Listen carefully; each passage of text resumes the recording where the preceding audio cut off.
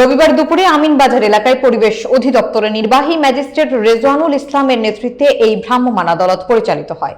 ভ্রাম্যমাণ আদালতের নির্বাহী ম্যাজিস্ট্রেট বলেন, দীর্ঘদিন ধরেই এলাকাবাসীর অভিযোগ পুরাতন ব্যাটারি পুড়িয়ে সীসা তৈরি করে আসছিল কয়েকটি অসাধু চক্র।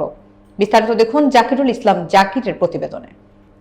সীসা তৈরিতে পরিবেশ সহ জীববৈচিত্র্যের ক্ষতি হচ্ছে, সেই অভিযোগের সত্যতা খুঁজতে আজ কারখানাটিতে অভিযান পরিচালনা করা হয়। এ সময় অবৈধ কারখানাটির মাধ্যমে পরিবেশের ক্ষতির প্রমাণ পাওয়া যায়।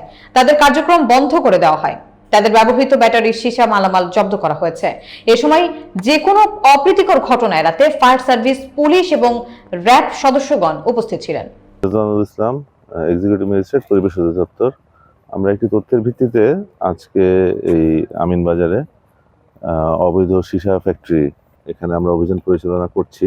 এখানে যে কার্যক্রমগুলো ওরা পরিচালনা করছিল সেটা হচ্ছে যে পুরনো ব্যাটারির থেকে ওরা সীসাগুলো বের করে সেগুলো গলিয়ে ওরা এই জিনিসগুলা তৈরি করছিল, যেটা আইনত নিষিদ্ধ।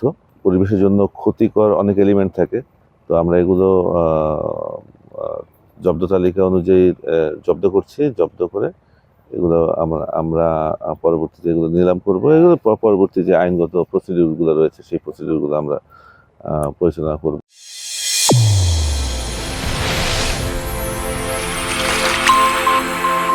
চ্যানেল A1 হৃদয়ের স্পন্দন।